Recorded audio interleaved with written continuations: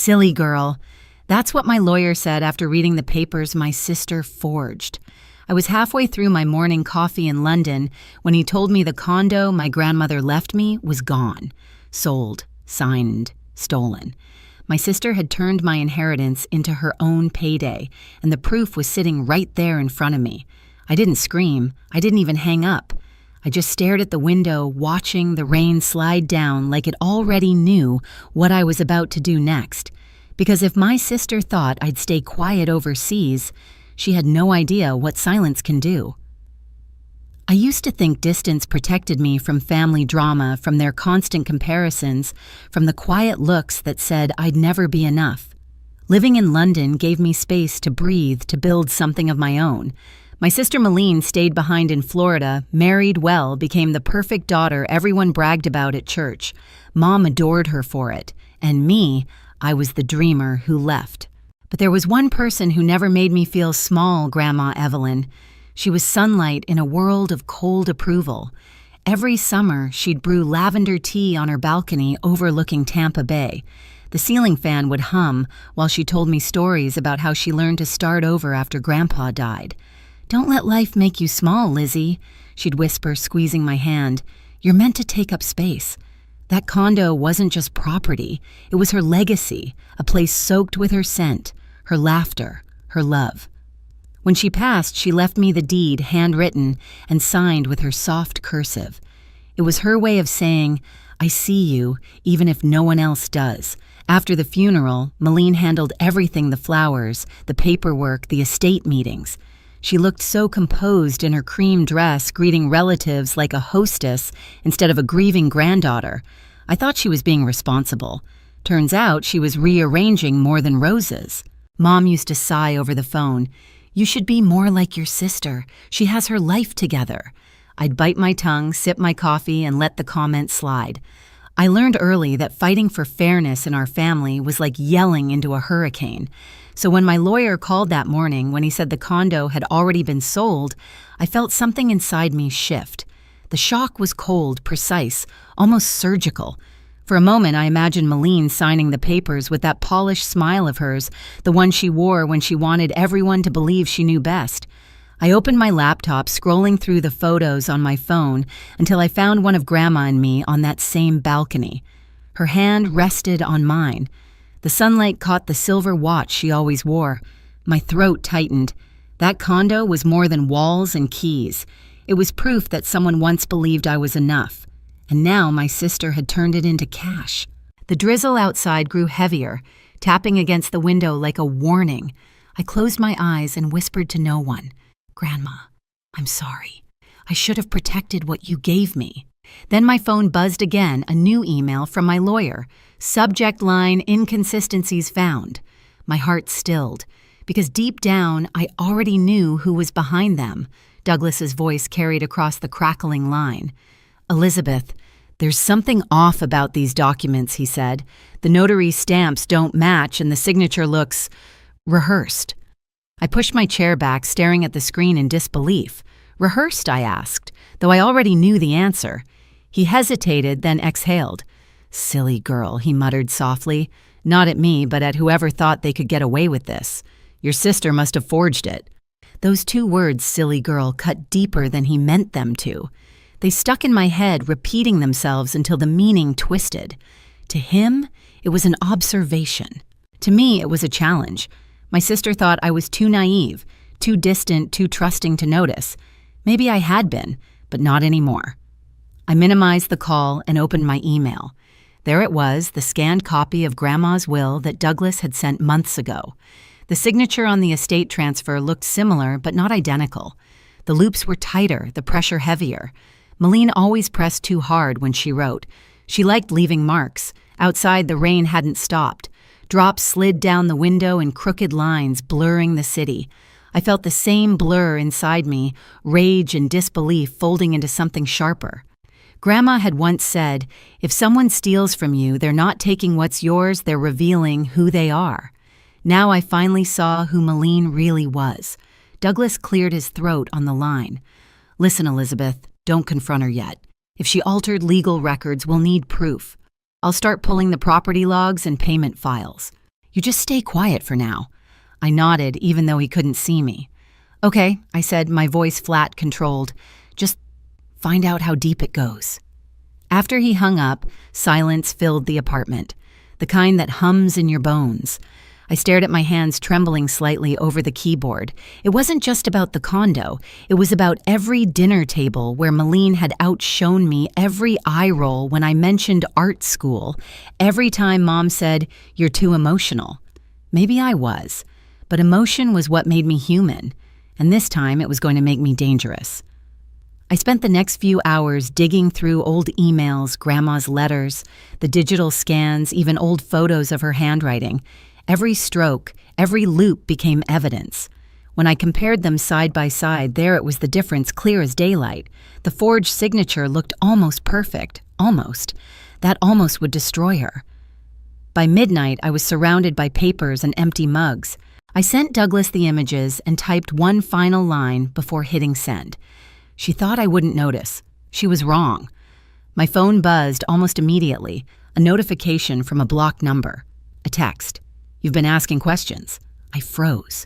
The message had no name, no punctuation, just that one sentence.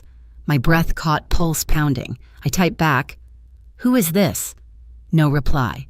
Just 3 dots appearing, then disappearing. The next morning, my phone rang again. The screen flashed a name I hadn't seen in months. Malene. For a full minute, I stared at her name glowing on my screen. Part of me wanted to ignore it. The other part, curiosity, anger, maybe both, made me swipe to answer. "Liz." Her voice burst through sugary and loud. "You won't believe how busy I've been. I finally sold Grandma's condo. Closed the deal last week." My fingers tightened around the phone. "You sold it?" "Yep," she said proudly. "Cash offer. $320. The realtor said I handled it like a pro. Anyway, I wanted to thank you for not getting in the way. I know all that legal stuff overwhelms you. I didn't speak. Not because I couldn't, but because if I did, my voice would tremble from fury. And hey," she continued, cheerful as ever, "I'm sending you $10,000 next week. I figured you could use a little help with rent over there." $10,000 from my inheritance. "Malene," I said slowly, "you do realize that Condo was mine." She laughed lightly, like I'd made a joke. "Oh, come on. Grandma wanted it for both of us. You're off in Europe living your art dream. I handled everything for the family." "For the family." She said it like a badge of honor. "You forged her signature," I said flatly. Her tone shifted sharper, colder. "Watch it, Liz. You don't know what you're talking about." I took a slow breath. "Actually, I do." Douglas found inconsistencies, stamps that don't exist, handwriting that doesn't match. Silence.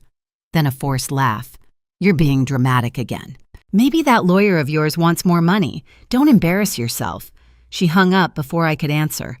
For a few seconds, I stood there staring at my reflection in the rain-streaked window. My heart wasn't racing. It was steady, terrifyingly steady. I replayed the call, pressed record, and saved the audio. Proof. Her arrogance had handed it to me. By the time I sent the file to Douglas, I was already writing another email. Proceed. Collect everything. When my mother called later that night, I almost didn't pick up. But guilt won.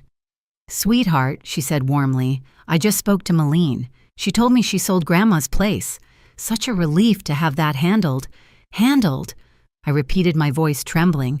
"She's been working so hard," Mom went on. "You should be proud of her." Proud. I swallowed the bitterness in my throat. "Did she tell you who inherited it?" A pause. She said it was divided equally. I closed my eyes. "That's not true, Mom. Grandma left it to me." "Oh, Elizabeth." She sighed, tired already. "Why start drama? Your sister's done everything right. Please just let it go." The call ended before I could respond. For a long time, I stood in the quiet, surrounded by the hum of my fridge and the low hiss of London rain. They thought I was emotional, unstable, the silly girl who ran off chasing art instead of real life. But real life was about to find them. I opened a new folder on my computer and labeled it Truth. Inside, I began dropping files, recordings, letters, comparisons. This time, I wasn't just keeping evidence. I was building a reckoning. Douglas called 3 days later. His tone brisk, controlled the way it gets when something big is about to drop. "Elizabeth," he said, "we've filed the fraud report. The court issued a freeze on the proceeds from the sale. Malene's about to find out." I pressed the phone against my ear, my heart steady. Then I guess we wait. But we didn't wait long. By noon, my phone started buzzing nonstop, one call after another. Malene. I let them ring out, watching the notifications pile up like proof of guilt. 10 missed calls, then 15, then 20. Finally, I answered. "What the hell did you do?" she screamed, her voice sharp and panicked. "I don't know," I said evenly. "Why don't you tell me? Don't play dumb, Liz." "The bank froze my account this morning. Do you have any idea what you've done?" "I didn't do anything," I replied. The truth did. There was a beat of silence, then a bitter laugh. "You've lost it. You think you can ruin me? You're delusional. You stole what Grandma left me," I said coldly. "You forged her name and pocketed the money. Don't act surprised when consequences show up." Her tone cracked. "Please, you were never responsible enough to manage that property. I handled it for the family the way I always do. You should thank me. For stealing from me, for keeping you from embarrassing yourself," she snapped. "You live in another country sketching logos and drinking lattes. You don't deserve that condo." My hand tightened around the phone. "And you do." "Someone had to act like an adult," she hissed. "You never grew up." That's when something inside me broke, quietly, cleanly. "You know what, Malene, maybe I didn't. But Grandma trusted me, and you didn't just steal money. You stole her memory." She hung up. The silence after her disconnect felt heavier than her voice. Minutes later, my phone buzzed again. "Mom, Elizabeth, what's going on?" Her voice was tight, panicked. "Malene's in tears. She says you filed a fraud case." "Is that true?" "It's true," I said softly, "because she forged Grandma's documents." "Don't be ridiculous," Mom snapped.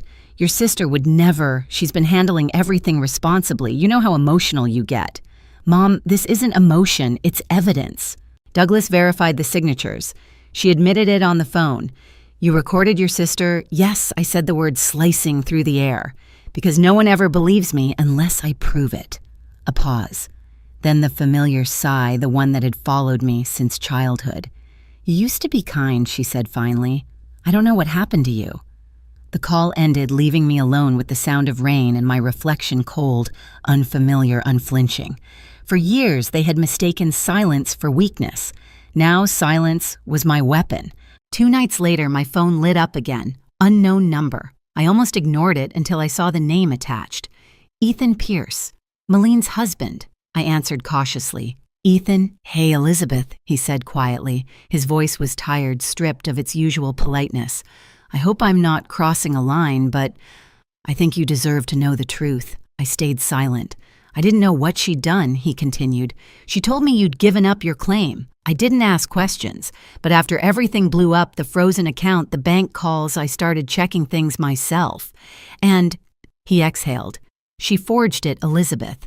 The will, the notary, everything. She said you wouldn't notice from overseas.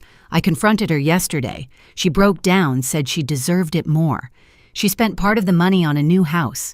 It's gone." The world went quiet around me. "And you're telling me this now because I can't keep lying for her. I'll testify if it goes to court." For a moment, I couldn't breathe. Then, "Thank you." "You don't have to thank me," he said softly. "You were right all along." When the call ended, I sat in silence, staring at the rain-streaked glass. A strange calm washed over me. Not joy, not triumph, just clarity. Douglas called the next morning. "Ethan's cooperating," he said. "We've got enough to press forward. The buyers are testifying too. If we move now, it's airtight." "Do it," I said. Hours later, Malene's lawyer reached out.